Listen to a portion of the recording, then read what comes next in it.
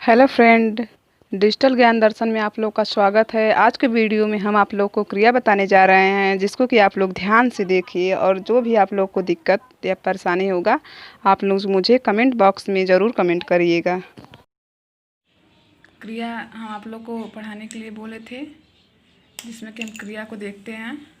पहला मतलब क्रिया की कितनी अवस्था होती है तथा उसके क्या क्या उदाहरण हैं तथा इसको हम किस प्रकार समझ सकते हैं, ये सब चीज़ें हम आप लोग को बताएंगे। सबसे पहले हम क्रिया की अवस्था देखते हैं। क्रिया की अवस्था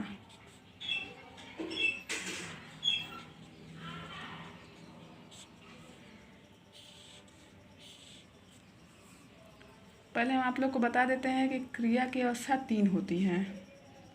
जैसे कि प्रत्येक काल में इंसान बोलता है कि भूतकाल, भविष्य काल, जैसे वर्तमान काल, भूतकाल, भविष्य काल, उसी तरह क्रिया के भी सामान्य अवस्था, विधि अवस्था और संभाव्य अवस्था होती हैं। पहला हमने बताया था सामान्य अवस्था क्रिया का, तो उसको हम पहले आप लोग को बताते हैं। सामान्य अवस्था या इसे हम साधारण अवस्था भी बोल सकते हैं।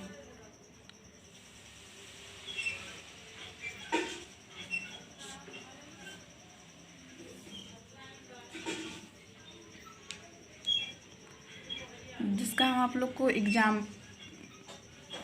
एग्जाम्पल नहीं, पहले उसका परिभाषा आप लोग को बता देते हैं कि सामान्य अवस्था या साधारण अवस्था है क्या। जिस क्रिया से सामान्य अवस्था का बोध तथा किसी विधान का निश्चय ज्ञान हो उसे सामान्य अवस्था या साधारण अवस्था हम कह सकते हैं। जिससे किसी भी चीज़ का निश्चय रूप से ज्ञान हो उसे ही हम साधारण अवस्था के रूप में कह सकते हैं क्रिया में। जैसे एग्जाम्पल आप लोग को एक देते हैं।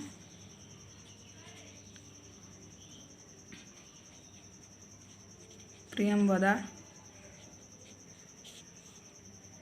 खेल रही है,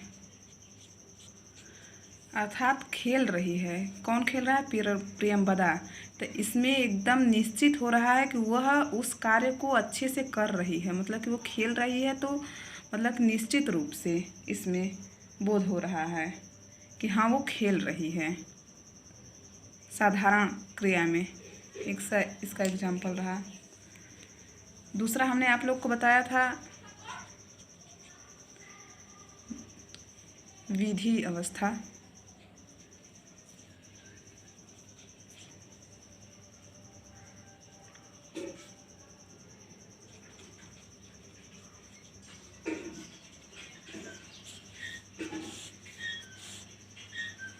विधि अवस्था है जिसकी परिभाषा हम आप लोग को बता रहे हैं। जैसे जिस क्रिया से आज्ञा, प्रार्थना, प्रश्न आदि ये सब भाव प्रकट होते हैं उसे विधि अवस्था कहते हैं। अर्थात जिसमें प्रार्थना हो, आज्ञा हो, प्रश्न करना हो, ये सब क्रियाएं प्रकट होती हैं उसे हम विधि अवस्था कहते हैं। जैसे एग्जाम्पल एक देते हैं।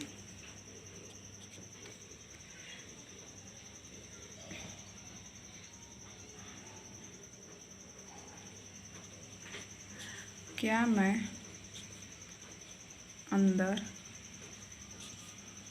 आ सकता हूँ? क्या मैं अंदर आ सकता हूँ? अर्थात वह किसी से आज्ञा लेना चाहता है। वह व्यक्ति जो है किसी से आज्ञा लेना चाहता है, क्या मैं अंदर आ सकता हूँ? इस उदाहरण से आप लोग को तो पता ही चल रहा होगा कि इसमें किसी से आज्ञा लिया जा रहा है। क्या मैं अंदर आ सकता हूँ?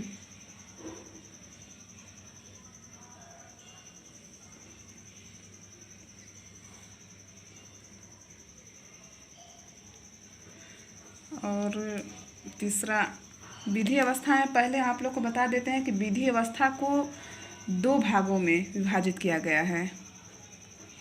ये जो विधि अवस्था है इसको हमने 2 भागों में विभाजित किया है।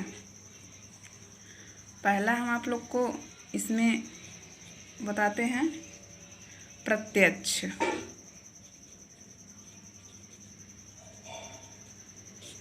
प्रत्यक्ष अवस्था है।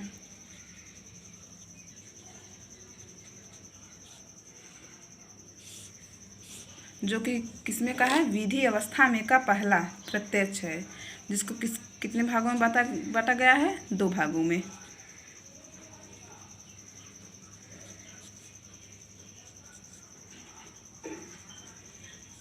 दो भागों में बटा है। पहला उसमें है प्रत्यक्ष अवस्था।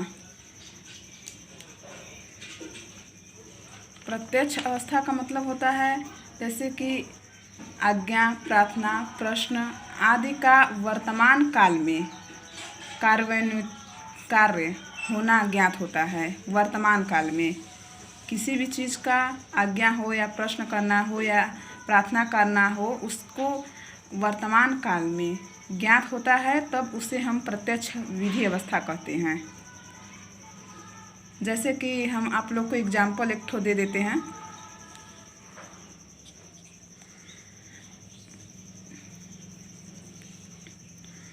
जैसे अभी विद्यालय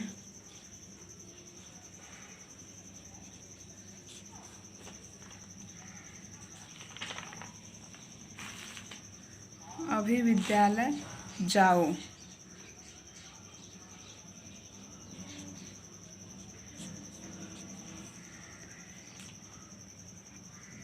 इस उदाहरण से आप लोग को ज्ञात हो ही रहा होगा कि ये वर्तमान में, जैसे कि किसी से बोला जा रहा है कि अभी विद्यालय जाओ।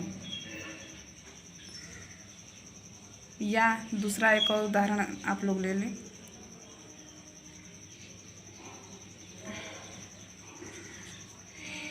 हे प्रभु,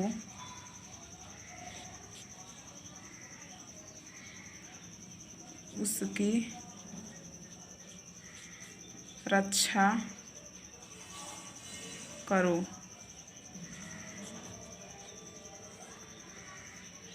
अर्थात भगवान से हम प्रार्थना कर रहे हैं कि उसकी रक्षा करो। ये भी कब हो रहा है, वर्तमान में।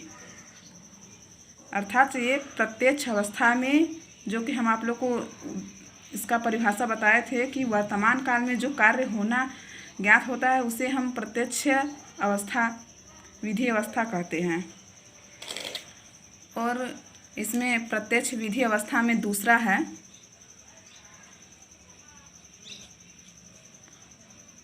परोक्ष विधि अवस्था। परोक्ष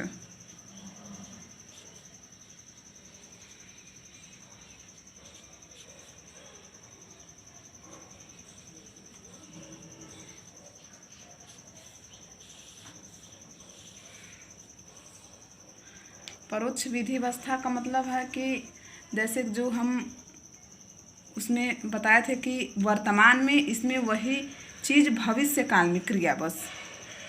अर्थात जिस विधि से आज्ञा, प्रार्थना या प्रश्न आदि सब चीज़ें होती हैं, वह विधि मतलब कि भविष्य काल में क्रिया होना अगर ज्ञात होता है तो उसे हम परोक्ष विधि अवस्था कहते हैं, भविष्य में जो चीज़ हो। अर्थात इसका एग्जाम्पल है, तुम फल नहीं, तुम कल विद्यालय जाना।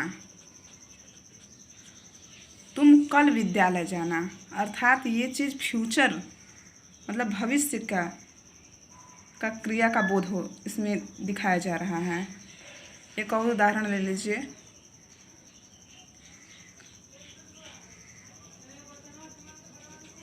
आप मुझे पुस्तक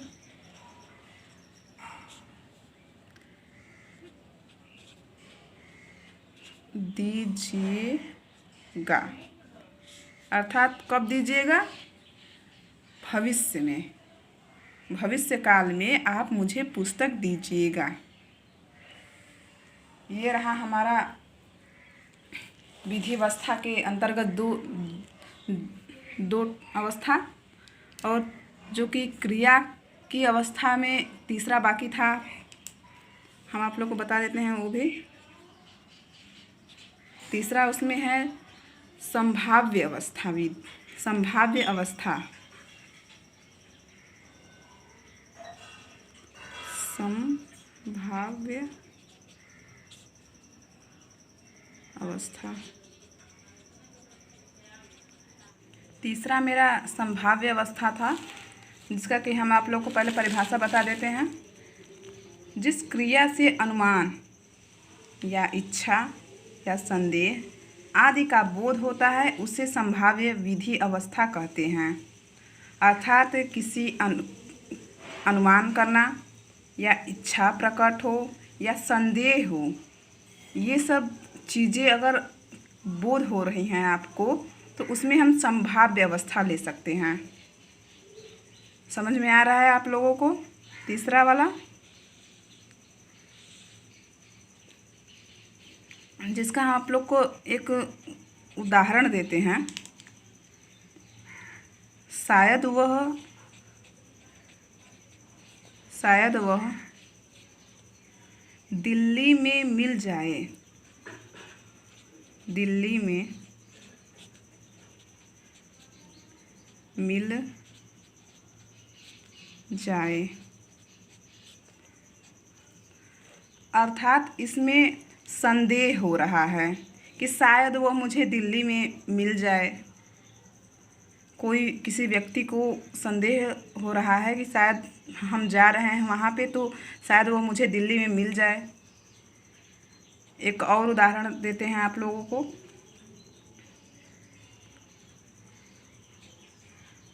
वह घर पर होगा या नहीं, वह घर पर होगा या नहीं, इसमें भी संदेह हो रहा है कि शायद वह व्यक्ति घर पर होगा या नहीं होगा, हम गए तो।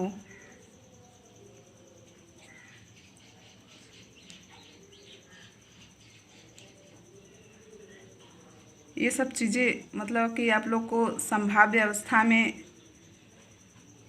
प्रकट हो रही हैं, संदेह हो रहा है, इच्छा हो रही है, अनुमान हो रहा है, उसको हम संभाव्य अवस्था कहते हैं।